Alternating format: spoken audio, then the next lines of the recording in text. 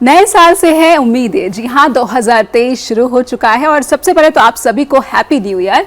मैं हूं नेहा शुक्ला और आज मैं आपके सामने अकेले नहीं बल्कि अपनी 3 सहयोगियों के साथ हाजिर हुई हूं, क्योंकि मौका खास है, खास कार्यक्रम है।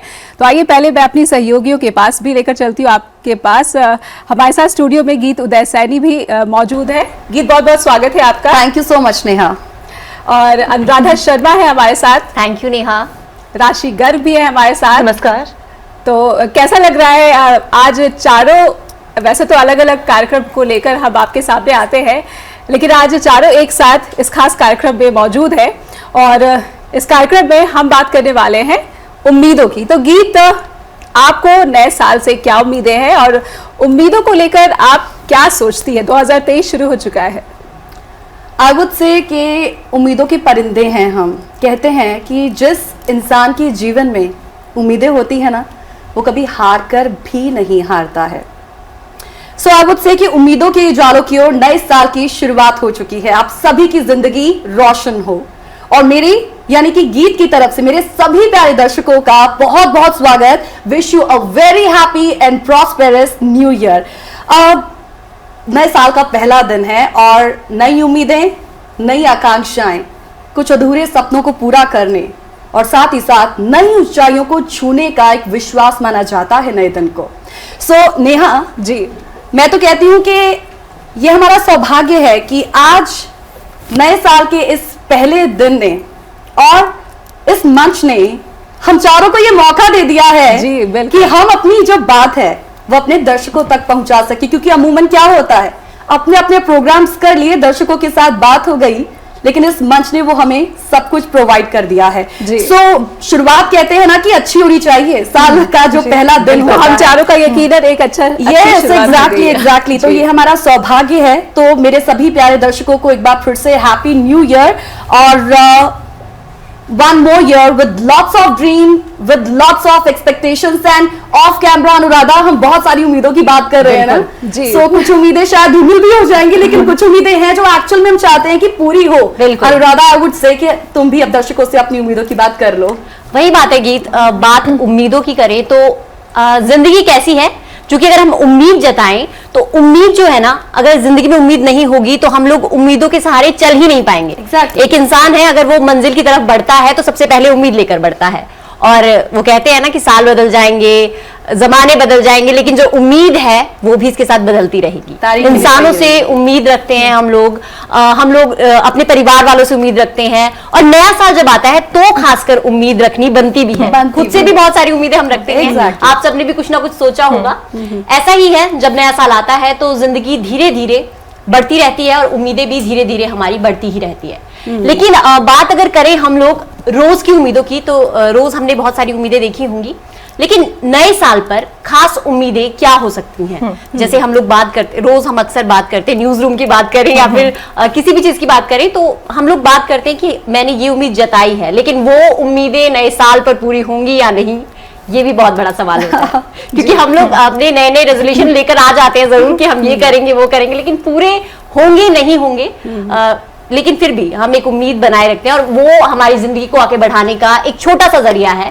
तो इसलिए मैं तो चाहती हूँ आपकी जो उम्मीदें हैं नए साल पर, आप जो उम्मीदें रख रहे हैं वो जरूर पूरी हो और आप नई नई उम्मीदें रखें जरूर। क्योंकि कुछ लोग हार मान जाते हैं कई बार कि जब पूरी होनी ही नहीं है तो उम्मीदें रखें ही क्यों। लेकिन मैं कहती हूँ कि अगर उम्मीद रखेंगे ही नहीं तो पूरी होगी कैसे। तो राशि, यही बात है। अब मुझे भी लगता है कि उम्मीदों के बारे में बहुत ज्यादा गर्मा गर्मी चल रही है। तुम्हें क्या लगता है कि किस तरह से उम्मीदें नए साल में लोगों के लिए आएगी और तुम्हारे लिए आएगी, हम सब के लिए आएगी? देखिए, किसी ने बहुत खूब कहा है कि उम्मीदों पर ही दुनिया कायम है, और ये बिल्कुल सही बात है, क्योंकि उम्मीदें ही हमें जीना सिखाती हैं। एक तरह से हम उम्मीदों के सहारे ही आगे बढ़ते हैं, चाहे जिंदगी में कुछ भी चढ़ाव उतार जो भी है, कुछ भी चले, हम उम्मीदों के साथ आगे बढ़ते रहते हैं। और इस साल में भी बहुत सी चीजें हुई, कुछ अच्छी कुछ बुरी, लेकिन 2023 में हम इसी उम्मीद के साथ आगे बढ़ेंगे कि जो भी था वो भी बीत जाएगा। शेक्सपियर ने एक चीज कही थी, दैट दिस टू शैल पास। उसी उम्मीद के साथ आगे बढ़ेंगे कि 2023 में जो भी है वो बीतेगा, जो बुराई चल रही है वो बीतेगी और अच्छाई एक ना एक दिन आएगी। सुरंग के आखिर में रोशनी तो आती ही है। तो ये उम्मीद लेकर मैं 2023 में आगे बढ़ूंगी और अब बात करेंगे नेहा जी से। आपने राशि बहुत ही अच्छी बात कही कि सुरंग के आखिर में रोशनी तो आती ही है, तो रोशनी कहीं ना कहीं मुझे लग रहा है कि 2023 जो है रोशनी लेकर आया है, और उम्मीद करती हूँ हमारे सभी प्यारे प्यारे जो दर्शक हैं उनके लिए भी रोशनी से भरा रहे ये 2023। लेकिन आज क्योंकि हम सब अपनी अपनी उम्मीदों की बात कर रहे हैं, तो मेरी जो एक खास और विशेष उम्मीद है 2023 से, उसके बारे में मैं ज़रूर चाहूँगी कि आप सबके साथ साथ मैं अपने प्यारे प्यारे दर्शकों को भी बताऊं कि मेरी 2023 से एक खास उम्मीद क्या है। क्योंकि मैं एक पत्रकार हूं, और पत्रकार होने के नाते सबसे पहला जो कर्तव्य मुझे लगता है देश के बारे में मेरी जो उम्मीदें हैं, तो मैं शेयर करना चाहती हूँ आप लोगों के साथ भी और अपने प्यारे प्यारे दर्शकों के साथ भी। Freedom of speech and freedom of expression. आप जैसा कि हम बिहाइंड द कैमरा भी डिस्कस करते रहते हैं कि देश के क्या हालात बने हुए हैं, तो फ्रीडम ऑफ स्पीच में हाल ही में देश के एक महानायक है अमिताभ बच्चन। अमिताभ बच्चन जब भी कुछ बात बोलते हैं तो उन्हें बड़ी ही संजीदगी से लिया जाता है, और जो बात बोलते हैं वो सतही बातें नहीं होती हैं, वो एक काफ़ी बड़े विद्वान भी समझे जाते हैं, और उनकी भाषा पे एक अच्छी पकड़ भी है, चाहे वो अंग्रेजी भाषा हो चाहे वो हिंदी भाषा हो, और बहुत वो संतुलित जो है उनकी बातें होती हैं।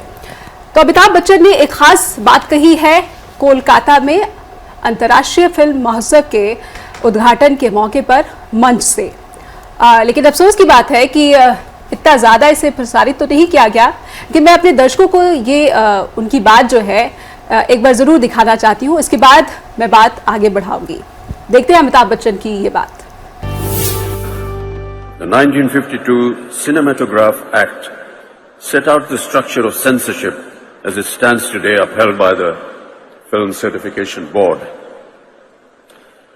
But even now, ladies and gentlemen, and I'm sure my colleagues on stage will agree, questions are being raised on civil liberties and freedom of expression.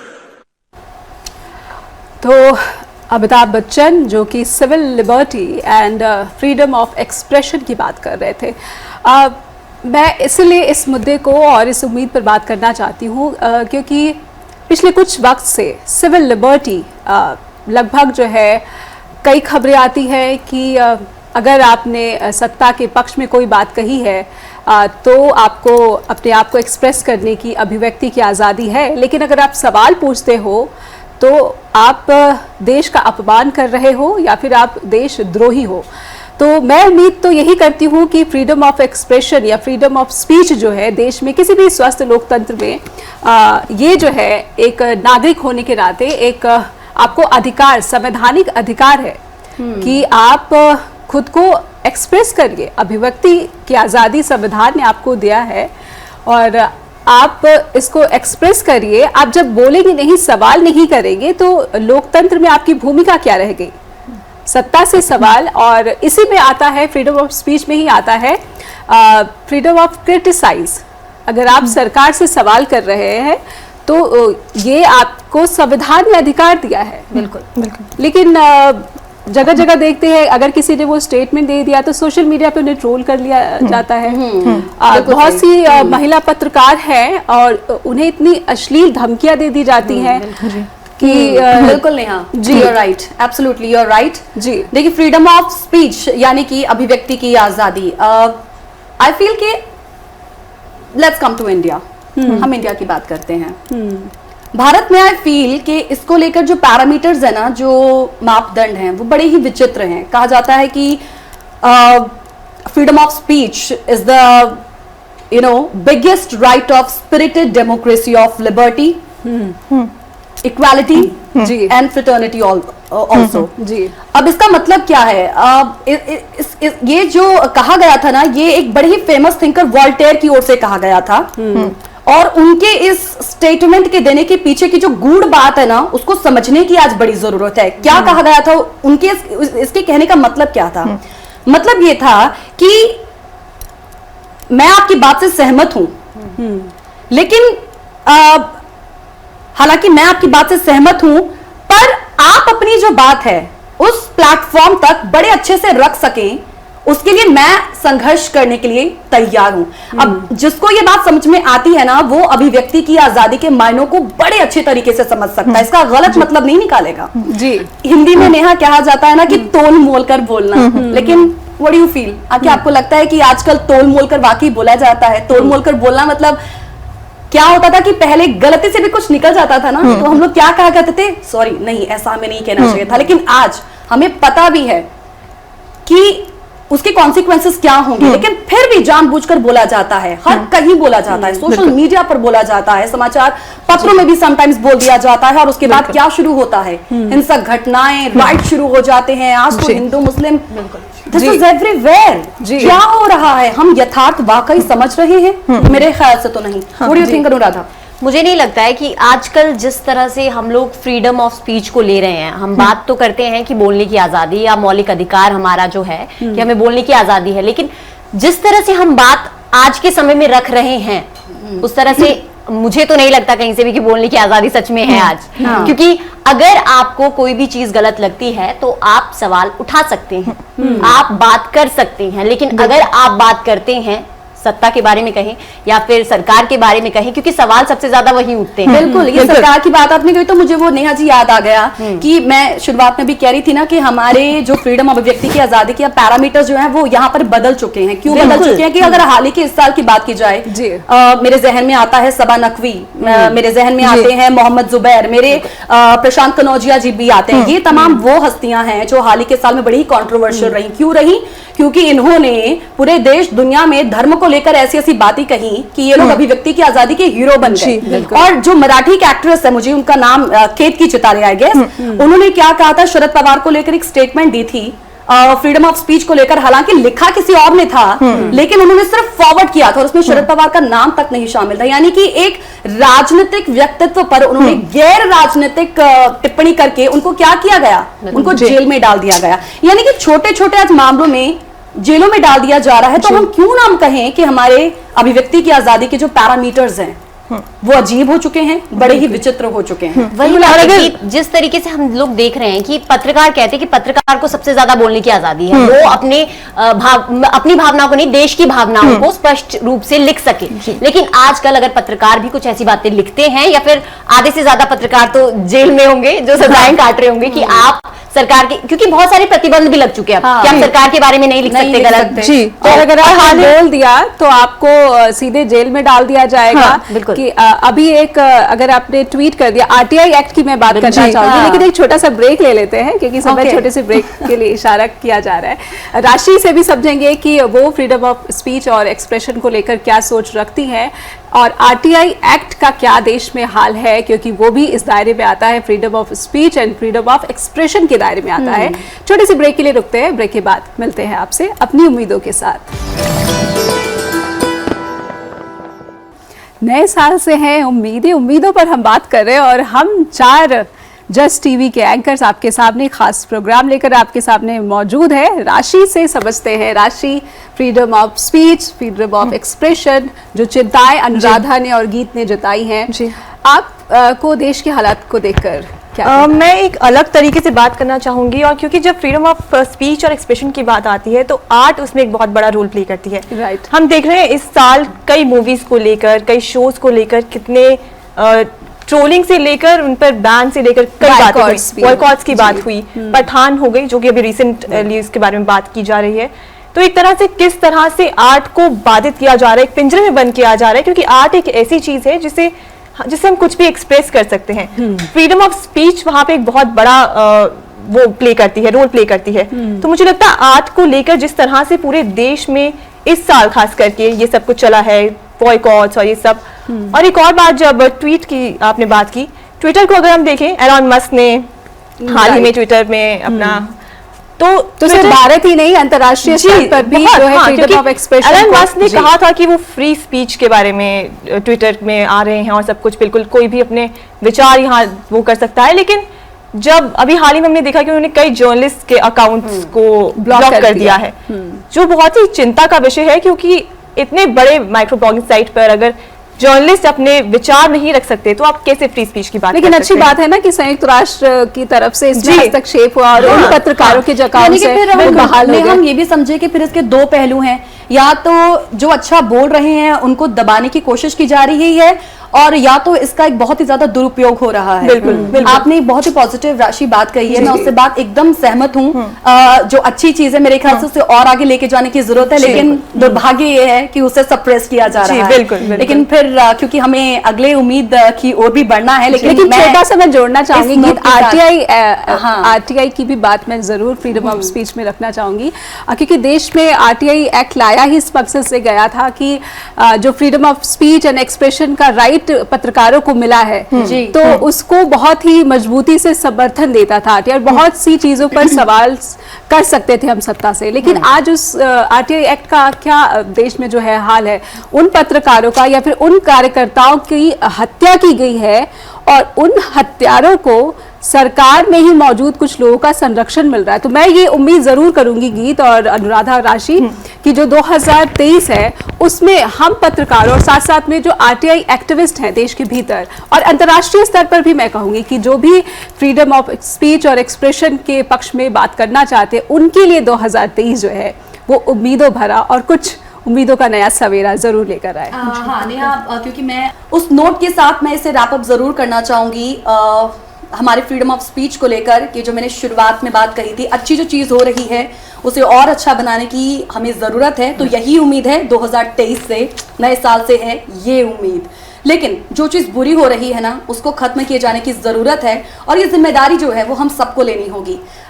शुरुआत में जो जब हमने इसकी बात करनी शुरू की, तोल मोल कर उस मुहावरे की बात कही थी, ये जो हमारे पूर्वज हैं उन्होंने इसको बस यूं ही नहीं कह दिया।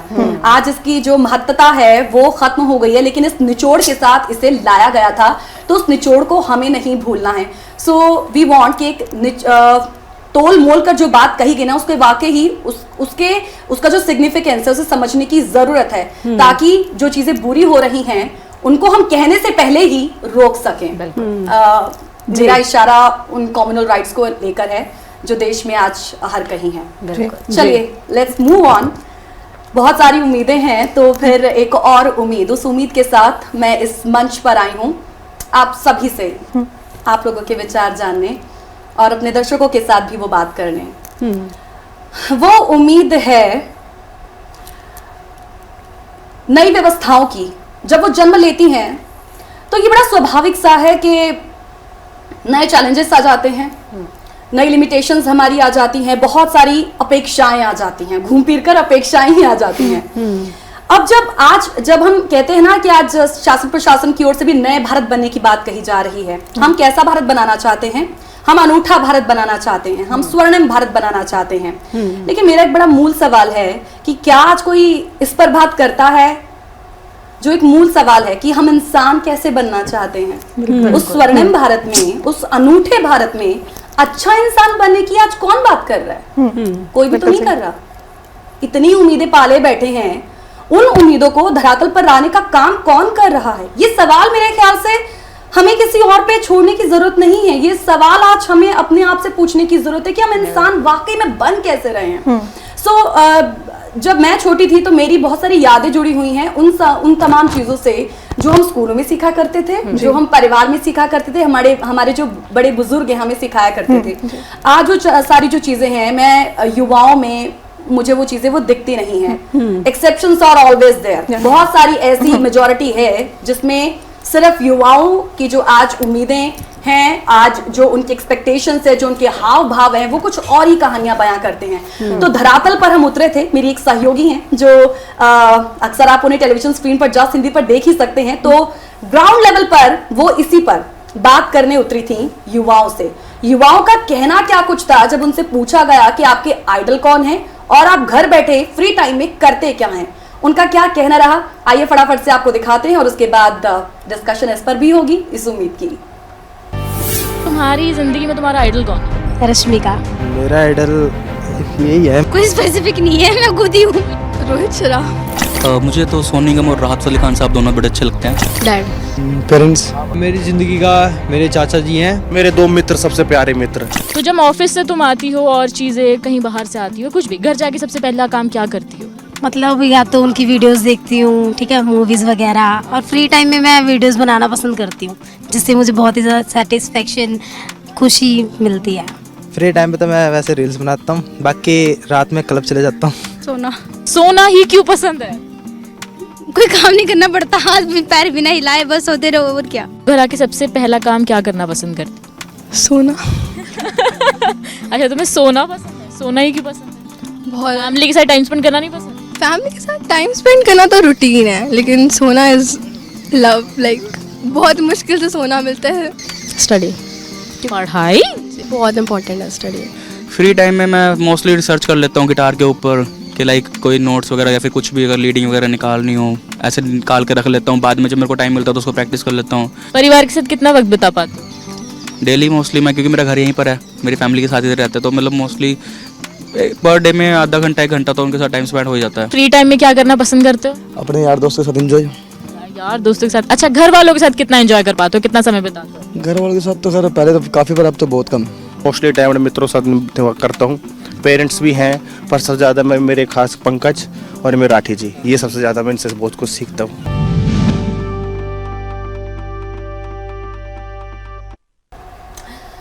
कई ऐसे मौके आते हैं जब बाहर जाना होता है किसी शूट के लिए, तो अपने प्रोग्राम्स के माध्यम से मुझे युवाओं से बातचीत करने का मौका मिलता है। बहुत ऐसे यंगस्टर्स जिनकी एक नई सोच, उनका जो उत्साह से वो लबरेज होते हैं, तो बड़ा अच्छा लगता है कि ऐसा उत्साह आज इन लोगों में है कुछ कर गुजरने का। लेकिन कुछ ऐसे भी हैं, आप लोगों ने देख ही लिया, बिल्कुल। आज सबको रोहित शराफ पसंद है, सबको आज रश्मिका मंदाना पसंद है। मुझे याद है जब मैं छोटी हुआ करती थी ना, हालांकि मुझे कोई जो बड़े बड़े वो जो आइडल्स हुआ करते थे हमारे आदर्श, भले ही हमें सिर्फ उनकी बुकिश लैंग्वेज तक उनके बारे में पता होता था, हमारे टीचर्स ने और हमें हमारे पेरेंट्स ने बताया होता था कि सरोजनी नायडू वो थी, महात्मा गांधी जी हमारे राष्ट्रपिता, भगत सिंह, सुखदेव, राजगुरु, ये तमाम आदर्श हमसे कोई पूछा करता था ना नेहा जी, तो हम कहा क्या करते थे, हम यही कहते थे ना, ये हमारे आदर्श हैं जी। लेकिन आजकल आप लोगों ने देख ही लिया बच्चों ने क्या कहा है। मुझे लगता है गीत, हम कहाँ जा रहे हैं? आपने जो बात यहाँ पर चिंता और उठाई है और उससे जो आप उम्मीदें लगा रही हैं, अब मुझे लगता है सोशल मीडिया का काफ़ी रोल है इसमें। हम सब अपने अपने घर के कोने में, अपने कमरों के कोने में, अपने अपने डिवाइसेस के साथ जो है ज़्यादा क्लोज आ गए हैं और अपने परिवार के साथ दूर होते जा रहे हैं। तो ये जो नौजवान हमने देखा जो बातें कर रहे हैं, तो कहीं ना कहीं मुझे लगता है कि आधार क्या है? आधार शायद यही है कि आपको अपनी स्पेस इतनी ज़्यादा प्राइवेसी, हर कोई अब अपनी प्राइवेसी की बात करता है क्यों कर कि रहा है? यही सवाल कि क्यों आज प्राइवेसी की परिवार बात के हो रही है? साथ टाइम स्पेंड करना हो या फिर माता पिता को वक्त देना हो, या फिर हम ही अपने माता पिता को कितना वक्त दे पाते हैं, ये भी एक बहुत बड़ी बात है। एक बड़ा इंटरेस्टिंग मैं जो वाकया हाल ही के समय का मैं शेयर करना चाहूंगी, और ये खास राशि अनुराधा आप दोनों के लिए है। डू यू रिमेम्बर, अभी कुछ दिनों पहले मैं तुमसे पूछ रही थी कि जब तुम लोग अपने घर जाते हो, तुम शिमला जाती हो, तुम हमीरपुर जाती हो, तुम लोग क्या करते हो? So I remember what they said. Rashi का कहना था कि मैं अपना ज्यादातर जो टाइम है वो अपनी दादी के साथ बिताती हूँ। बड़ा अच्छा लगा था मुझे सुनकर। बाद में उन्होंने रीजन भी पूछे था कि मैम आपने ऐसे क्यों पूछा, मैंने बताया नहीं। अनुराधा ने कहा कि मैम मेरे पास काम इतना ज्यादा होता है कि मेरे पास ना मोबाइल के लिए वक्त होता है, ना टीवी के लिए। मैं अपने भतीजों के लिए समय निकालती हूँ, अपने परिवार के लिए समय निकालती हूँ। ये मुझे सुन के इतना अच्छा लगा। मैंने कहा कि ये चीजें जो है वो अभी भी हमारे साथ जुड़ी हुई है कहीं ना कहीं। जहाँ तक आपने ये सोशल मीडिया वाली बात कही है, वही मैं इन बिटवीन, हालांकि मैंने आपको इंटरप्ट करके वो सवाल पूछा कि ये प्राइवेसी हमें क्यों चाहिए। राशि, व्हाट डू यू थिंक, हमें ये प्राइवेसी आज क्यों चाहिए? आई थिंक जैसा कि बोला जाता है कि टेक्नोलॉजी क्योर एंड कर्स दोनों है। हम टेक्नोलॉजी में इतने ज़्यादा चले गए, आपने जैसे कहा कि भारत बहुत आगे बढ़ रहा है, टेक्नोलॉजी के मामले में खास करके बहुत आगे बढ़ रहा है। लेकिन जब बात की जाती है इंसानियत की, बात की जाती है अपनी वैल्यूज़ की, एथिक्स की, तो हम काफ़ी पीछे आ चुके हैं। मेरे ख्याल से हम सब एक तरह की वैलिडेशन ढूंढ रहे हैं उस दुनिया में जहाँ पर कोई हमें जानता नहीं है। जो असली दुनिया है, जो रियलिटी है, हम वहाँ जीना नहीं चाहते क्योंकि शायद वहाँ हमें वो वैलिडेशन नहीं मिल पा रही है जो हम कहीं और सबकी अब ढूंढ रहे अपनी हैं। वर्चुअल दुनिया जी हो गई बिल्कुल, है। एक वर्चुअल दुनिया है। आपके फेसबुक पे चाहे 1000 दोस्त हैं, असलियत में आपका कोई एक दोस्त नहीं है। तो ये बहुत एक this is a sad reality. इस generation, being from this generation in a way, मैं ये कह सकती हूँ कि लोग काफी एक दूसरे से वैलिडेशन आजकल मांग रहे हैं। वो चाहते हैं कि मुझे इस चीज़ के लिए पसंद किया जाए, मुझे इस चीज़ के लिए सराहना मिले। लेकिन क्योंकि मैं भी इस जनरेशन की हूँ, मुझे याद है कि हम जब बचपन में खेला करते थे, हमारे पास उस वक्त फोन नहीं हुआ करते थे, थैंकफुली नहीं हुआ करते थे। देखो ये कहना पड़ रहा है जी, कि exactly, आगे बढ़ने के बाद एग्जैक्टली क्योंकि मैं आजकल के बच्चों को देखती हूँ, इतने बच्चों को आईपैड्स मिले हैं, वो exactly. गेम्स खेले, they know more about technology than us. हमें याद है, हम स्कूल से आते थे, हम जल्दी से होमवर्क करके सब लोग बाहर ग्राउंड में खेलने चले जाते थे, and then we used to spend our time with our families, अपनी फैमिलीज के साथ बैठते थे, बातें करते थे। वो वक्त अब गुजर चुका है जो बहुत ही, इट्स वेरी सैड। आदर्श के मायने जो है वो बदल गए, काफी बदल गए हैं। मैं वही मैं सोच रही थी कि मुझे ऐसा लग रहा है कि शायद ना हम लोग जिस तरह से मॉडर्न होने की दौड़ में आगे बढ़ रहे हैं ना, कि हमें मॉडर्न होना है, हमें बढ़ना है, आगे चलना है, हमें कुछ ऐसा करना है जो कि, क्योंकि हमें अपनी पुरानी जो चीजें हैं वो हमें बेकार लगने लगी हैं। हम कहें घर वालों के साथ समय बिताना है तो हमें लगता है नहीं, हमें तो बाहर पार्टी में जाना है पहले, क्योंकि फैमिली हमें लगता है कि वो घर पे ही तो हैं, लेकिन जो वो घर पे हैं हम उनके साथ ही टाइम नहीं बिता पा रहे हैं, सिर्फ ये सोच के कि वो घर पे हैं। लेकिन आप देखिए कि किस तरीके से ये धीरे धीरे बढ़ती जा रही है चीजें। हमने जैसे जैसे मॉडर्न किया, बच्चों को कहें हमने अपने जो हमसे छोटे मेरे भतीजे ही हैं, अगर हम सोचे कि ठीक है मम्मी इनकी पढ़ाई अच्छी होनी चाहिए, ये अच्छे स्कूल में पढ़े, टैब्स इनको, मतलब इनके लिए सब चीजें जितनी भी है टेक्निकल चीजें इन्हें आनी चाहिए। लेकिन उस चीज के पीछे हम ये भूल गए कि उनके पास वो टाइम नहीं है कि वो हमारे साथ बैठ के 4 चीजें हमसे सीख सके कि आपने कौन सी गेम खेली थी बचपन में, अपने पारिवारिक मूल्यों को लेकर जो सोच यहाँ पर रखी है Anuradha, I am very impressed कि वही चीजें जो डिवाइस से सीख रहे हैं, हो सकता है कि घर के बड़े बुजुर्ग सिखा सकते हैं। आप एक तरह से क्रिएटिविटी खत्म हो रही है, सिखा सकते हैं, लेकिन इसमें पेरेंट्स का रोल भी तो है, हम उन्हें नकार नहीं सकते, उनकी एक बहुत बड़ी जिम्मेदारी है, क्योंकि आज इतनी फास्ट और वास्ट लाइफ हम लोगों की हो चुकी है कि जब पेरेंट्स के पास भी समय नहीं है, चाहे वो सिंगल पेरेंटिंग भी कर रहे हो या फिर वो एक बच्चे को यदि माँ बाप संभाल रहे हो तो भी दे आर वर्किंग, है ना। और घर आकर क्या होता है कि बस थके हारे हैं और बच्चे को वो समय नहीं मिल पाता है। बच्चा एकांतवास में बस अपना जीवन किसके साथ जी रहा है, उस टेक्नोलॉजी के साथ जी रहा है। छोटे से ब्रेक के लिए रुक जाते हैं। उम्मीदों पर बात इतनी इंटरेस्टिंग मोड पर पहुंच रही है कि छोटे से ब्रेक का वक्त हो चला है। एक और ब्रेक लेंगे और अपनी उम्मीदों की बात ब्रेक के बाद भी जारी रखेंगे। Welcome back after the break. आप देख रहे हैं हमारा बहुत विशेष कार्यक्रम, नए साल का ये पहला दिन और नए साल से हैं बहुत सी उम्मीदें, और उम्मीदों पर ही आज चर्चाएं हो रही हैं हमारे सहयोगियों के साथ। हम आपस में उन उम्मीदों की बात कर रहे हैं और साथ ही साथ हम बात कर रहे हैं अपने दर्शकों के साथ भी। बात हो रही थी गिरते सामाजिक मूल्यों को फिर से पुनर्जीवित करने की उम्मीद, फिर से उन्हें रिवाइव करने की उम्मीद, और बहुत ही छोटे खट्टे मीठे अनुभवों की भी बात हमने की। नेहा जी ने भी बात रखी, राशि ने भी अपने साथ बात रखी, अनुराधा ने भी बात रखी, और ग्राउंड लेवल पर जो आज के युवाओं की अपनी एक सोच है उसको लेकर भी हमने आप सभी के साथ वो बात रखी। जब उन युवाओं के साथ बात हो रही थी तो जो एक मूल सवाल उठा था कि क्यों गिर रहे हैं हमारे ये मॉरल वैल्यूज, युवाओं में खासकर ये जो हमारे एथिक्स हैं वो आज क्यों हम भूलते जा रहे हैं। इसी को लेकर कुछ और भी हमने जाना उन अभिभावकों से कि ये गिरते सामाजिक मूल्य ये आखिर क्यों गिर रहे हैं, बच्चों के साथ उनकी जो एक्सपेक्टेशंस होती हैं वो किस तरीके की हैं। आइए जरा उन अभिभावकों को भी सुन लेते हैं और उसके बाद वापस आएंगे तो इसी को लेकर और थोड़ी चर्चा करेंगे। मोरल वैल्यूज जो हमारे नैतिक मूल्य हैं, काफ़ी चीज़ें बदल गई हैं, जनरेशन गैप भी काफ़ी ज़्यादा हो गया। तो आप अभी के जनरेशन में बच्चों में क्या बदलाव महसूस करती हैं? मेरे बच्चे तो नहीं बदले अभी तक। कहीं ना कहीं माँ बाप का फैक्टर भी तो है उसमें, कि माँ बाप की कुछ कमियां भी तो है इसमें। एजुकेशन और करियर ओरिएंटेशन इतना बढ़ गया है बच्चों में कि वो they are more focus on their career. पहले ऐसा नहीं होता था। बहुत पेरेंट्स उतना पढ़े लिखे नहीं हैं और बच्चे बहुत अच्छा पढ़ गए हैं, तो वहाँ शायद उनका थिंकिंग बहुत अलग हो जाता है। कुछ सामाजिक जरूरतें जो जब पूरी नहीं होती ना तब बच्चे ऐसा करते हैं। वी आर आल्सो मतलब अंडरस्टैंडिंग गिविंग टाइम, या उनको समझ रहे हैं बच्चों को भी। तो वो अब जो जनरेशन गैप 10 साल 20 साल पहले था वो बहुत हद तक ब्रिज हो चुका है। जो हमारे फैमिलियर जो धंधे थे, पुश्तैनी धंधे थे, वो अब एक तरह से ख़त्म हो रहे हैं। तो नए फील्ड ऑफ अपॉर्चुनिटीज़ हैं, तो नई सोच, नए, हमें उस हिसाब से अब अपने आप को ढाल रहे हैं। कि हम दोनों ही जॉब करते हैं, तो जॉब होने से हम लोग भी अपने आप को अपडेट करके रखते हैं कि क्या आजकल बच्चों की डिमांड है, कैसा कैसा उनको स्ट्रेस आ रहा है, तो हम भी अपने हिसाब से उनको कूल डाउन करने की कोशिश करते हैं।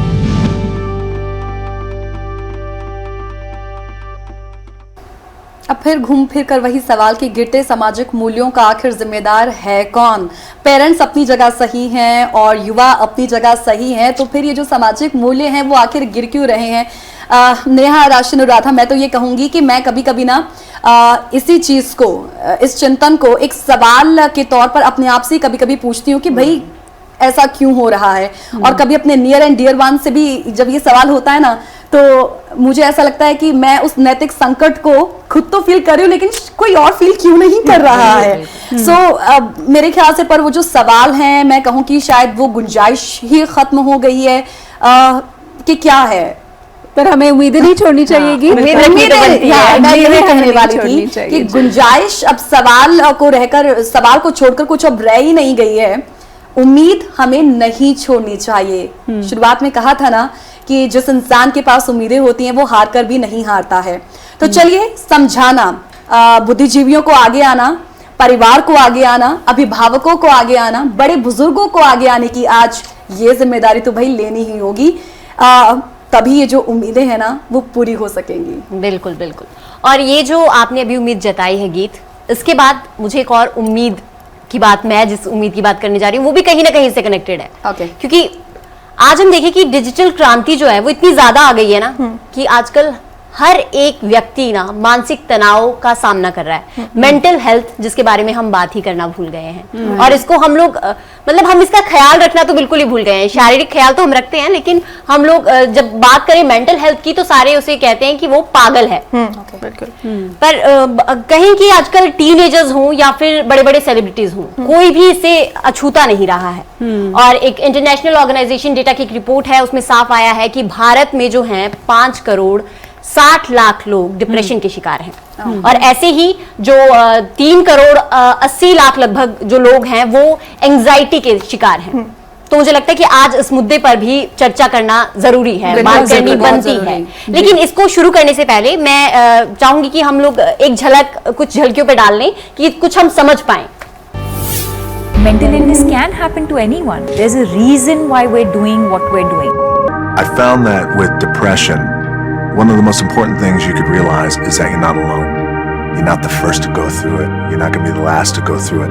This is how I overcame my depression, is by creating somebody that I felt was stronger than me.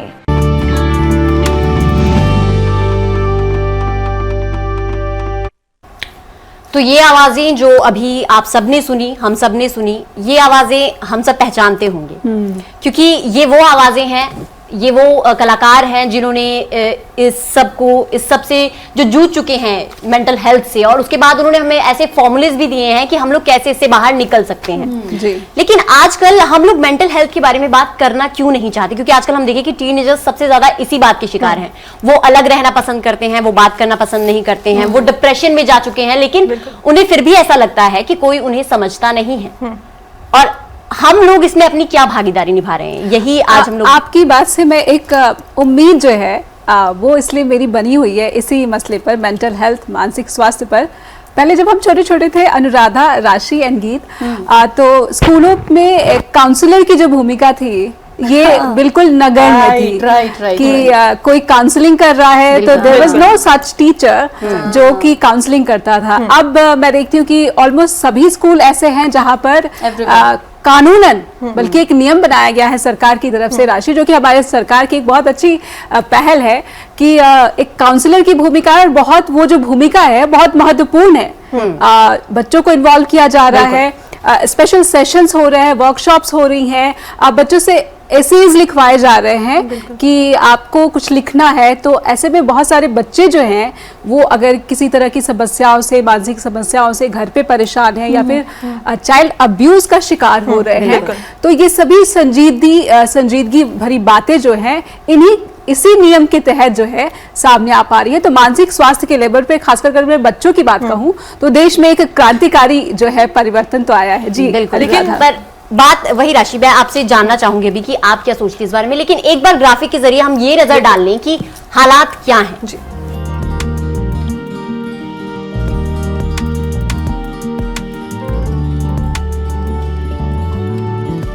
तो जैसा कि हम स्क्रीन पर देख ही रहे हैं कि कितने हालात बिगड़ चुके हैं, मतलब हम कहें कि 7 में से 4 लोग जो हैं वो मानसिक तनाव के शिकार हैं, और ये जो है ये आंकड़ा तेजी से बढ़ रहा है घटने के बजाय।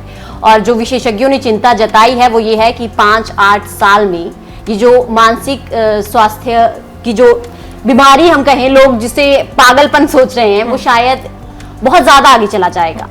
तो हम लोग इसी बारे में बात कर रहे थे कि किस तरह से हम लोग आजकल मानसिक तनाव को देखते हैं। सबसे पहले मैं ये जानना चाहूंगी कि आप लोग कैसे सोचते हैं कि मानसिक तनाव आखिरकार क्या है?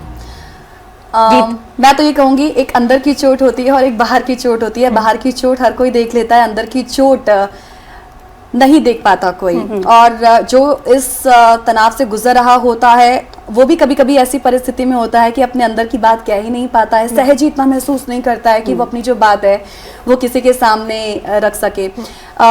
गुलजार साहब हैं जो शायर हैं, उन्होंने कहा था ना कि जो जख्म होता है वो दिल का गहना होता है, लेकिन जो एक दर्द होता है वो हमारे मन का लिबास होता है। तो उस लिबास ने हम सभी को इस तरीके से कवर कर लिया है कि हम अपनी बात कह ही नहीं पाते हैं। ये जो मेंटल हेल्थ, हम दीपिका पादुकोण की वो आवाज सुन रहे थे, मेरे ख्याल से दीपिका पादुकोण जब इस मेंटल हेल्थ डिप्रेशन सामने लेकर आई है, इस डिप्रेशन को, हालांकि इसको आज तो नाम बहुत सारे दे दिए गए हैं, यू नो बाइपोलर, डिमेंशिया, सिजियोफ्रेनिया, क्या कुछ नहीं दे दिया गया है। और जो लेमैन की लैंग्वेज में कहें तो वो तो इसे पागल एक विकार ही कहेंगे, लेकिन ऐसा नहीं है। वही गीत मतलब आप जो बोल रही हैं मैं समझ पा रही हूँ, लेकिन आपने कहा कि आजकल लोग इस चीज को इस तरह से देख रहे हैं और लोग कह नहीं पा रहे हैं। लेकिन हम कहें, बात हम करते हैं कि हम लोग डॉक्टर्स के पास जाएंगे, आप डॉक्टरी सलाह लें, आप विशेषज्ञों से मिलें, बातचीत करें, लेकिन अगर आजकल कोई भी सोसाइटी में जाता है तो वो शर्म की मारी जा ही नहीं पाता। मैं आपको क्या लगता है? तो सबसे बड़ी बात है। राशि से भी समझ लेते हैं राशि का क्या। हाँ, समाज का इसमें बहुत बड़ा एक रोल है। मैंने बहुत से लोगों को कहते हुए सुना है कि डिप्रेशन क्या है, आजकल के बच्चों में ये सब कुछ है, पहले तो ये सब नहीं होता था। लेकिन मेरा मानना ये है आजकल के बच्चों में ये सब इसलिए है क्योंकि लाइफस्टाइल बहुत तेजी से चेंज हुआ है। अब जिस तरह की भाग दौड़, जिस तरह का प्रेशर, जिस तरह का चेंज है, वो चीज है, वो काफी अलग है अगर उसको कंपेयर किया जाए पुराने समय से। और ऐसा नहीं है पहले नहीं हुआ करता था, पहले लोग अवेयर नहीं हुआ करते थे। सच्चाई ये है, पहले कई लोगों को पागल कह दिया जाता था, उन्हें कह दिया जाता था ये तो पागल है, इससे बात मत करो, उन्हें घर से निकाल दिया जाता था, बहुत सी ऐसी चीजें होती थी। अब लोगों को अवेयर होने की बहुत जरूरत है क्योंकि ये चीज अब एक पीक पे पहुंच चुकी है हमारे देश में, पूरी दुनिया में। इसमें मैं एक बात ऐड करना चाहूंगी राशि, I should admit this on this very much platform.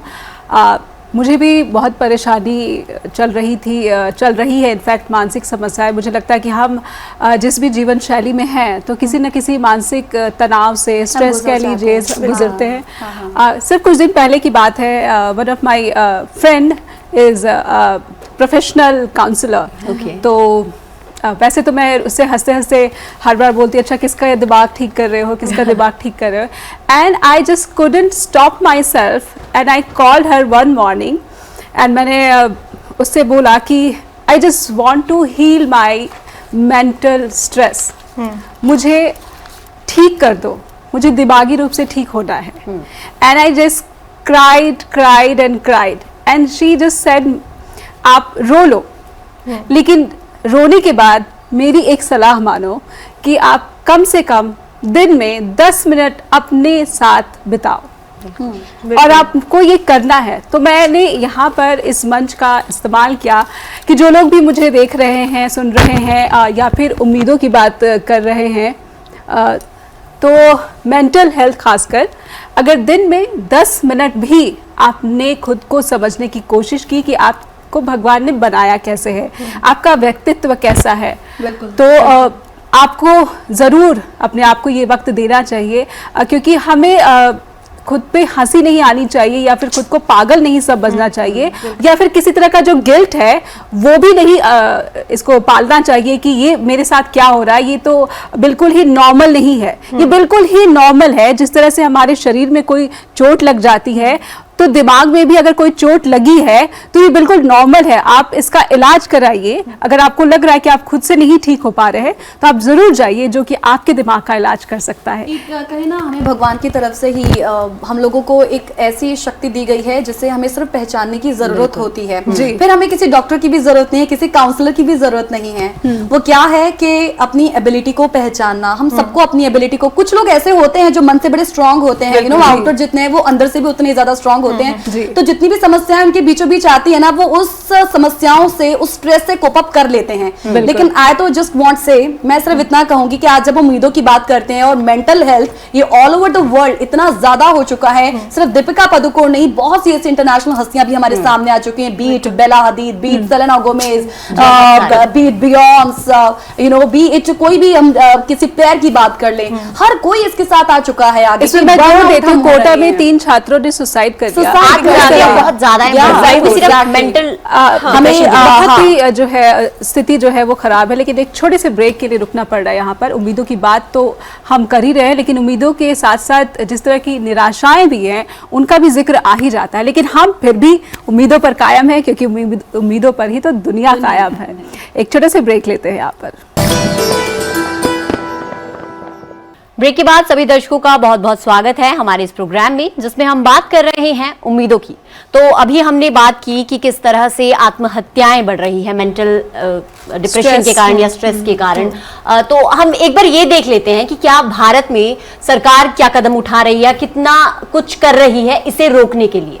जी, इस ग्राफिक्स को देखते हैं तो हमने देखा कि कुल जो मामले हैं वो भारत में मतलब काफी ज्यादा बढ़ रहे हैं। ये जो केस है लगातार बढ़ रहे हैं और हर 4 में से एक व्यक्ति जो है, वो हमने पहले भी बात की थी कि वो मेंटल डिप्रेशन का शिकार हो चुका है। और जो बजट है, सरकार लगातार इसमें कोशिश कर रही है, लेकिन लगता नहीं है कि जो कोशिशें हैं वो शायद अभी इनफ है। क्योंकि जिस तरह से हम लोग देख रहे हैं, धीरे धीरे ये कोशिशें सरकार करती रहेगी, लेकिन सरकार के साथ साथ जो हमको कोशिशें करनी है वो भी बहुत ज्यादा है। सामाजिक कोशिश को भी बहुत जो है ज्यादा सामाजिक कोशिशों में फिर जिस तरीके से हम लोग देख रहे हैं कि जो आत्महत्याएं बढ़ रही हैं, कोटा यूनिवर्सिटी की हम बात करें या बहुत सारी यूनिवर्सिटीज जहां पर बच्चे शायद ये उम्मीद लेकर चले थे कि हम अच्छा करेंगे, हम पेरेंट्स को अच्छा दिखाएंगे, और वो धीरे धीरे अपनी उम्मीदों को खत्म करते गए और अंत में मेंटल स्ट्रेस के कारण उन्हें जान ले ली। लेकिन एक बहुत बड़ी बात है इस पे कि हम लोग बात करना नहीं चाहते, बात सुनना नहीं चाहते। आज उम्मीद यही है कि ये जो मेंटल स्ट्रेस है, अगर ये खत्म हो तो इसके लिए उम्मीद जताई जाएगी कि आप अपने आप को समझें और हम औरों को भी समझें। कई बार वो कहते हैं ना कि लॉजिकल फिट होने के बजाय बेटर है कि आप अगले को सिर्फ सुने। बिल्कुल। तो ये जरूरत हमें भी है कि हम अपने दोस्तों को, अपने परिवार वालों को या सामने वाले को सिर्फ सुनने की कोशिश करें। लेकिन एक और चीज आप लोगों ने नोटिस की है कि जब आज हम इतनी उम्मीदों की बात कर रहे हैं, एक वो भी उम्मीद है जो बड़ी नेगेटिव है। किसकी उम्मीद हो सकती है वो? पेरेंट्स की बच्चों के साथ, क्योंकि हम बच्चों की बात कर रहे थे ना, सुसाइड। छोटे छोटे बच्चों के साथ भी तो इतनी उम्मीद है। पेरेंट्स आज पाले बैठे हैं कि हमारा बच्चा 99 स्कोर करे। किसी बच्चे के 500 में से नीट एग्जाम में 499 आ गए हैं, तो उसने कहाँ एक मार्क्स उसका चला गया। यही तो चीजें हो रही हैं जो ये सुसाइड ज्यादा। तो ये जो उम्मीद पेरेंट्स पाले बैठे हैं ना, इन उम्मीदों को थोड़ा सा कम करे। बच्चों को अपना जो जीवन है, हाँ, वो बिंदास होके जीने दे भाई। बच्चों की मासूमियत जो है वो गुम होती जा रही है। प्रोडक्टिव बने और उनको समझें कि उनकी काबिलियत कितनी है और वो क्या कुछ कर सकते हैं। उसको बढ़ाना हमारे हाथ में है, लेकिन समझेंगे। बिल्कुल, लेकिन उम्मीद यही रखेंगे कि हम समझेंगे और जो हमारे दोस्त और परिवारजन है वो भी हमें समझेंगे। जी हाँ, नए साल से इतनी उम्मीदें, हमने आज कई उम्मीदों के बारे में बात की, फ्री स्पीच से लेकर मेंटल हेल्थ से लेकर किस तरह से हम अपनी वैल्यूज जो है वो भूल रहे हैं। लेकिन मैं आज बात करना चाहूंगी एक ऐसी उम्मीद की जिसके बारे में हम सब खुलकर बात नहीं कर पाते हैं, LGBTQ समुदाय के बारे में। LGBTQ समुदाय के बारे में हम सब ने सुना जरूर है, लेकिन आज भी कई लोग ऐसे हैं जो इसके असली मायने नहीं जान पाए हैं। तो मैं बहुत ही ब्रीफली समझाऊंगी कि LGBTQ आखिर है क्या। L का मतलब होता है लेस्बियन, G का मतलब होता है गे, B का मतलब होता है बाइसेक्सुअल, T का मतलब होता है ट्रांसजेंडर और Q होता है क्वेयर। अब बात यह है कि LGBTQ समुदाय हम सबसे कुछ अलग नहीं है, लेकिन हमारी समाज ने उसे अलग कर दिया है। और अगर बात भारत की जाए तो भारत में 6 सितंबर को एक बहुत ही बड़ा कानून जो है वो पारित किया गया था। उस कानून को खत्म कर दिया गया था। मैं बात कर रही हूँ 377 की। 2018 में जी 377 की मैं बात कर रही हूँ। उसके बाद लेकिन फिर भी कंफ्यूजन हम सबके दिमाग में है, क्योंकि उसमें 2 सेम लिंग के लोगों को संबंध बनाना तो अलाउ था, लेकिन आखिर अभी तक हमारे देश में समलैंगिक विवाह अलाउड क्यों नहीं है? उसे क्यों उस लॉ को क्यों नहीं पारित किया गया है? तो मैं आप सबसे भी जानना चाहूंगी कि आपको क्या लगता है कि हमारे देश में LGBTQ समुदाय का क्या फ्यूचर है? क्योंकि वो लोग काफी कंफ्यूज जरूर रहे होंगे कि ठीक है हम साथ में रह जरूर सकते हैं लेकिन हम शादी नहीं कर सकते, क्योंकि उन्हें भी अपना फ्यूचर बिल्ड करने का भी तो मन करता होगा। तो वो शादी नहीं कर सकते, तो आखिर क्या फ्यूचर है? हम वेस्टर्न कल्चर को तो राशि इतना ज्यादा अपना रहे हैं, लेकिन जब ये चीजें सामने आती ना फिर बात आ जाती है हमारे कल्चर, हमारा संस्कार कहाँ गए। जी बिल्कुल। और इसी के साथ अब मैं पहले आपसे एक बाइट हम सुनेंगे, वो है भाजपा के एक सांसद की, जिन्होंने राज्यसभा में एक ऐसी बात कही जो हमें सोचने में मजबूर कर देती है कि आखिर LGBTQ का क्या फ्यूचर होगा। तो आइए सुनते हैं। Same sex marriage would cause complete havoc with the delicate balance of personal laws in the country. परिवार, बच्चे और बच्चों का पालन पोषण भी इससे जुड़ा हुआ है। इतना ही नहीं तो adoption, domestic violence, divorce, wife right to stay in marital home, इन सारे चीजों का जो संबंध है वो विवाह संस्था के साथ जुड़ा हुआ है। तो कंप्लीट हैवॉक इसको कहा गया है। बहुत ही बड़ी बात है जो समझ में नहीं आती कि आखिर कंप्लीट हैवॉक किस तरह से। इन्होंने रिस्पॉन्सिबिलिटीज की बात की, परिवार की बात की, तो आखिर क्या इन लोगों को परिवार का हक नहीं है? क्या ये परिवार राशि आप भूल रही है कि बीजेपी के सांसद है सुशील मोदी, और बीजेपी का एजेंडा कौन सेट करता है? वो RSS सेट करती है। बिल्कुल। और RSS का जो हिंदुत्व है वो पता नहीं कौन से जमाने का हिंदुत्व है। जहाँ तक मुझे समझ है गीत और राधा, हिंदुत्व तो एक ऐसी जीवन शैली है जहाँ पर प्रकृति से प्यार करना सिखाया गया है। और हमारे देवी देवता कौन है? प्रकृति का प्रतीक है। सूर्य हैं, चंद्रमा है, पौधे हैं। हिंदू धर्म में हर एक उस चीज की पूजा करने की परंपरा है जो प्रकृति से जोड़े रखती है। बिल्कुल। तो आप सोचिए ना कि प्रकृति LGBTQ राशि जो बोल रही है, क्या उसे प्रकृति से अलग रखकर सोचा जा सकता है या सोचा जाना चाहिए? ये एक बहुत बड़ा सवाल है कि आखिर किस तरह का जो हिंदुत्व है वो RSS या जो बीजेपी है इसका एक प्रोपेगेंडा या फिर एजेंडा चला रही है। और अपने जो नौजवान है, देश के युवा हैं, एक बड़ी बात आज मैं ये भी कहना चाहूंगी कि जो भारत जैसा जो देश है दुनिया में सबसे युवा देश है। जो भारत की 40% आबादी है उसमें 25 साल की उम्र के युवा ज्यादा हैं। यानी एक ऐसा सुनहरा अवसर भारत के पास, और उस युवा वर्ग को पॉल्यूट किया जा रहा है इस सोच के साथ कि अगर LGBTQ, अगर सेम सेक्स मैरिज को आपने परमिशन दे दी तो समाज की जो वो कॉन्सेप्ट है, अवधारणा है, उसे ही विकृत कर दिया जाएगा। आप शब्दों का इस्तेमाल भी देखिए कि वो शब्दों का इस्तेमाल क्या कर रहे हैं, विकृत कर दिया जाएगा। बिल्कुल। आप अपने देखिए ना, जो बाइडेन ने क्या कहा? जो बाइडेन ने कहा कि प्यार प्यार होता है। बिल्कुल। जो बाइडेन ने कहा प्यार पर हमारे जो देश के प्रधानमंत्री वो कौन सी दुनिया G20 समिट की हम बात कर रहे हैं, लेकिन इस समिट में अगर कोई आएगा तो क्या उसे देश से बाहर निकाल देंगे क्या? बिल्कुल सही। और अगर परिवार की हम बात करें तो ये लोग भी परिवार बना सकते हैं। आजकल विकल्पों की कमी बिल्कुल नहीं है। IVF से लेकर सरोगेसी तक, एडॉप्शन तक बहुत से ऐसे विकल्प हैं जिससे एक परिवार शांतिपूर्ण बन सकता है। लेकिन राशि, यहाँ पर भी मैं आपको रोकना चाहूंगी कि कानून नहीं है उनके लिए। वही सरोगेसी का कानून, देश का सरोगेसी जो कानून है वो भी LGBTQ जो वर्ग से लोग आते हैं उनको अधिकार नहीं देता। यहाँ तक कि सुप्रीम कोर्ट के जो जज जिनकी सिफारिश गई थी सरकार के पास, उन जज को वापस भेज दिया गया उनकी फाइल, क्योंकि ये माना जा रहा है कि वो LGBTQ समुदाय से आते हैं और उन्होंने जो जजमेंट पास हुई थी, ऐतिहासिक जजमेंट, वो उसका हिस्सा थे। तो हम लोग मॉडर्न तो बन रहे हैं, वही वाली बात है, हम लोग मॉडर्न तो बन रहे हैं, लेकिन जहां पर हमें एक सोच को बढ़ाने की जरूरत है, वहीं उस सोच को दबा रहे हैं। मॉडर्न करने की जरूरत है, वहां पर यहाँ पर हम वी आर लैग बिहाइंड। राशि, आई गेस हमें अमेरिका की बात को नहीं भूलना चाहिए। बिल्कुल। अगर इंटरनेशनली बात की जाए तो सिर्फ अमेरिका नहीं बल्कि कई ऐसे देश हैं, बेल्जियम है, स्पेन है, आयरलैंड की अगर बात की जाए तो वहाँ के प्रधानमंत्री जो नए बने हैं वो भी खुद गे हैं। तो कई ऐसे देश हैं जो काफी आगे हैं। यूएस की अगर बात की जाए तो अभी सेम सेक्स मैरिज वाले बिल पर साइन किए गए हैं बाइडेन द्वारा। तो हम अभी बाइडेन जी से ही सुन लेते हैं कि आखिर उन्होंने क्या कहा है। बहुत ही अच्छी बातें उन्होंने कही है, आइए सुनते हैं। I mean this with all my heart. Marriage is a simple proposition. Who do you love? And will you be loyal to that person you love? It's not more complicated than that. The law recognizes that everyone should have the right to answer those questions for themselves without the government interference.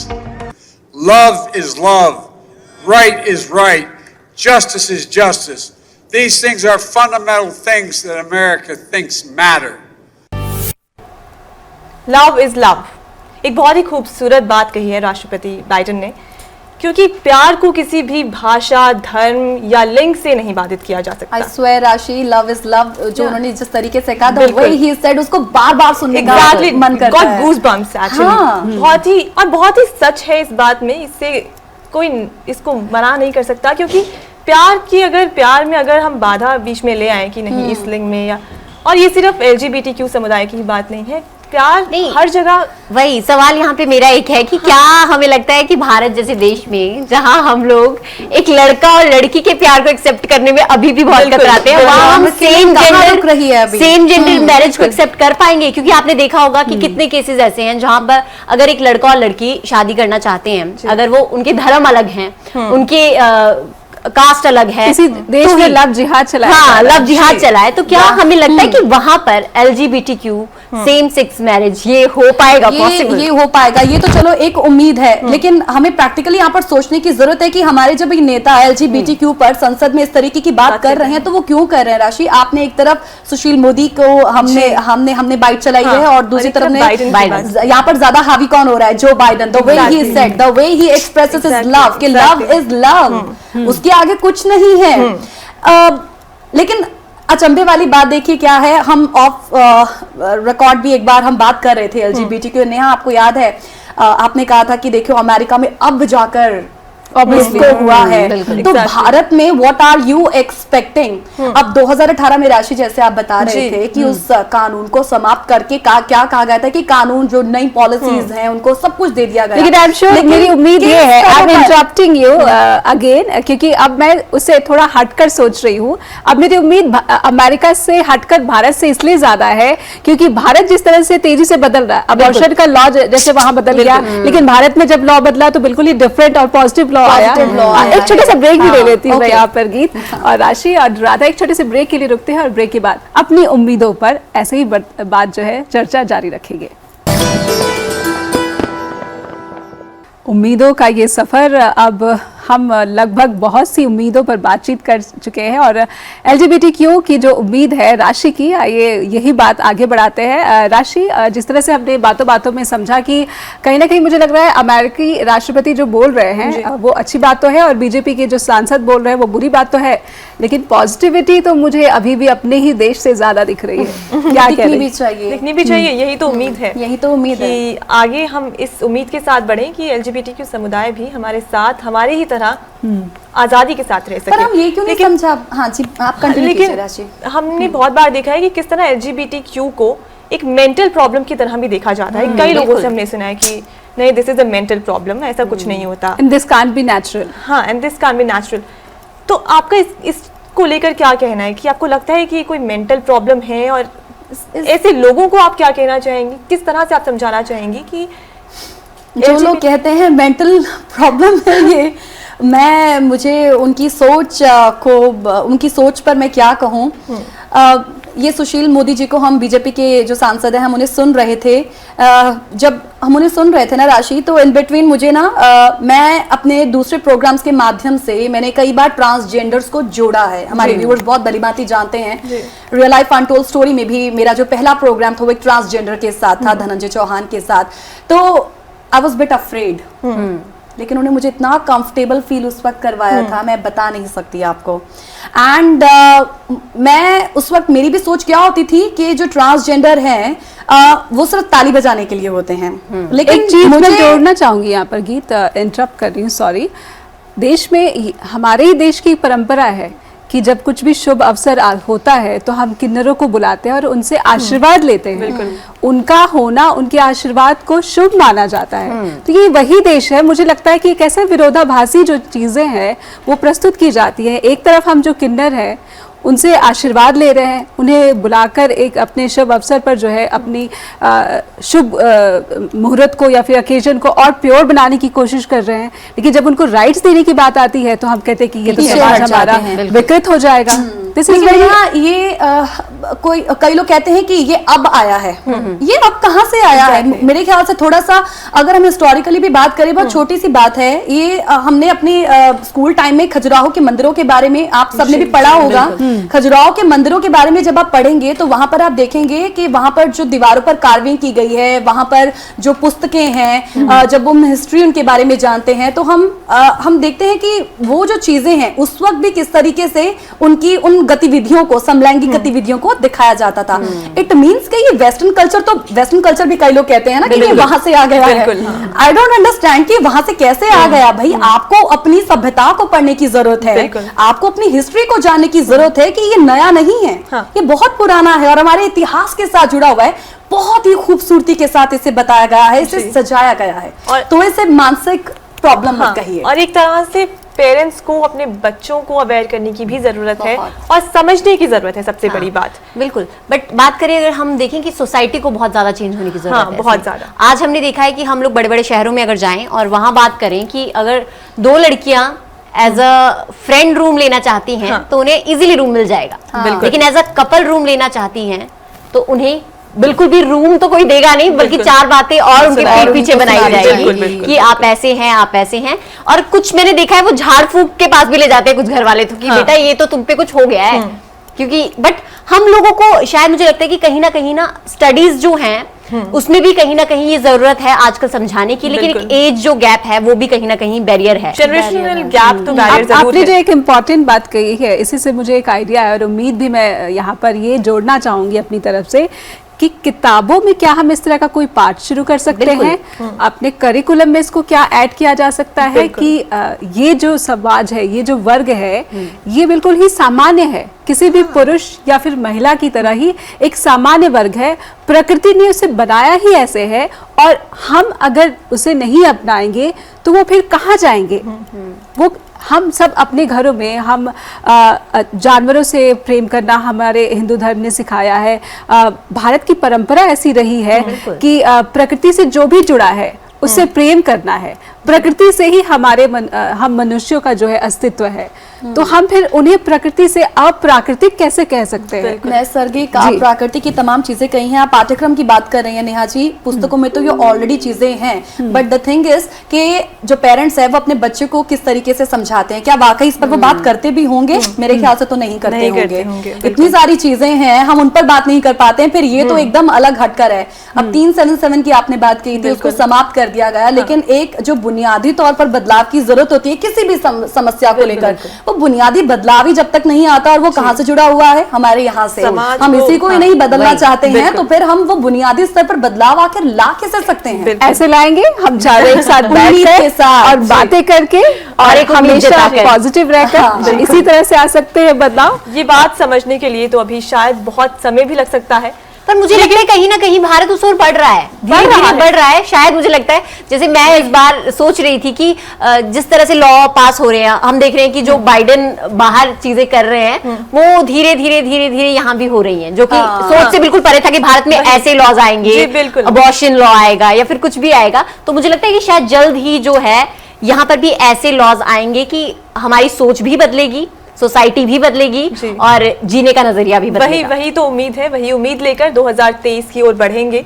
कि 2023 एक ऐसा साल बनने में भागीदार हो जो LGBTQ समुदाय के लिए अच्छा रहे, और ये LGBTQ समुदाय भी सब लोगों की तरह सबके साथ सर उठाकर और कदम मिलाकर चल सके। तो यही उम्मीद मेरी 2023 के साथ है। आप गीत आपकी तरफ चलेंगे। We are almost at the edge. Programme जो है वो समाप्ति की ओर आ चुका है, लेकिन सिर्फ यही उम्मीदें नहीं हैं, उम्मीदें बहुत सारी हैं। उम्मीदें विमेन क्राइम, जो साल के अंत तक हमें श्रद्धा मर्डर केस के बारे में पता चला, 35 टुकड़े कर दिए गए, और ये जो घटनाएं हैं सिर्फ पहली घटना नहीं है, पहले भी बहुत हो चुकी हैं। हम चाहते हैं कि ये जो अपराध है हम इसे रेप कल्चर का नाम ना दें, हम इसे कल्चर का नाम ही ना दें तो ज्यादा बेटर है, बिकॉज दिस इज अपराध, ये एक क्राइम है। तो सबको बदलने की यहाँ पर जरूरत है, अपनी सोच को बदलने की जरूरत है। सो इसी की उम्मीद के साथ मैं सिर्फ इतना ही कहूंगी आप लोगों को कि जो ये जो नया साल है ना, ये दीवार पर टंगा हुआ कैलेंडर आप सभी की दीवारों पर होगा, या फिर आपके मोबाइल की उस स्क्रीन पर होगा, या फिर आपके वो लैपटॉप की स्क्रीन पर होगा। वो जो कैलेंडर, नया नकोर कैलेंडर हम सबका वेलकम करने के लिए हाजिर हो चुका है। और जब हम उस कैलेंडर को देखते हैं तो उसमें तारीखें, शुरुआत में आपने अनुराधा बात कही थी, मैं वहीं से पकड़ रही हूँ वो बात कि तारीखें जो हैं वो वही रहेंगी, लेकिन बदलना हमें है अपने इरादों को। और यदि हम सबके इरादे पक्के हैं बिल्कुल, तो फिर तो बात ही क्या कहनी। सो वी जस्ट वांट कि ये जो नया साल है हम सबके जीवन में बहुत सारी पॉजिटिव एनर्जी लेकर आए, और जो हमारी जो मानसिक विकृतियां हैं जो हम खुद ही पाले बैठे हैं उनको हम थोड़ा सा दूर रखें और थोड़ी सी हैप्पीनेस अपनी लाइफ में लेकर आए, ताकि ये जो नया साल है हमें पूरे साल भर हर दिन पॉजिटिव एनर्जी देता रहे। और सबसे पहले जो आपने एक बात भी कही थी कि हम सब क्या एक अच्छे इंसान हैं, क्या सबसे बड़ी बात ये है, खुद से ही सवाल करना है जी, ये खुद से ही सवाल करना है। क्या हम तो एक सिर्फ उम्मीद मत पाले बैठना। इस प्रोग्राम के माध्यम से आज हमने बहुत उम्मीदों की बात की है, लेकिन सिर्फ उम्मीद नहीं, उस उम्मीद को पाले रखना that is another thing, but उसको उस सपने को साकार करना, उस उम्मीदों को इम्प्लीमेंट करना, ये बहुत ज्यादा जरूरी है। सो वी वांट हम सब करें, और ये प्रण अपने आप से ही हमें लेना होगा। ये एक रेजोल्यूशन तो भाई ले लीजिए। और अगर किसी रेजोल्यूशन में, किसी उम्मीद में आपने कुछ उम्मीद की थी कि 2023 में ये आपके साथ जरूर होना चाहिए, आपने जो भी सोचा है, अगर किसी कारणवश अगर नहीं पूरा हो पाता है तो मायूस और हताश होने की तो बिल्कुल ही जरूरत नहीं। जिंदगी बहुत ही खूबसूरत है, साल तो अगला भी आएगा हम उन उम्मीदों को अगले साल भी पूरा कर सकते हैं। तो इसलिए अगर हम हार जाएंगे या थक जाएंगे तो कहीं ना कहीं हम टूट जाएंगे, और उम्मीद यही है कि हमें टूटना नहीं है, बिल्कुल हमें बनना है और औरों को बनाना आज बहुत सी उम्मीदों की हमने बात कर ली है, और उम्मीद की जब हम बात कर रहे हैं तो मैं बस इतना ही कहूंगी कि आज की इन उम्मीदों पर हमारे दर्शकों की क्या उम्मीदें थी, और यदि कुछ रह गया हो तो आप प्लीज हमें माफ कीजिएगा। और हर बार की तरह जो अपील हम करते हैं info@justbroadcasting.com पर अपना फीडबैक जरूर दीजिएगा इस प्रोग्राम को लेकर। और एक बार फिर से जॉस हिंदी की पूरी टीम की ओर से आप सभी को नव वर्ष की हार्दिक शुभकामनाएं। We wish you a very happy new year. इजाजत लेंगे, नमस्कार। नमस्कार।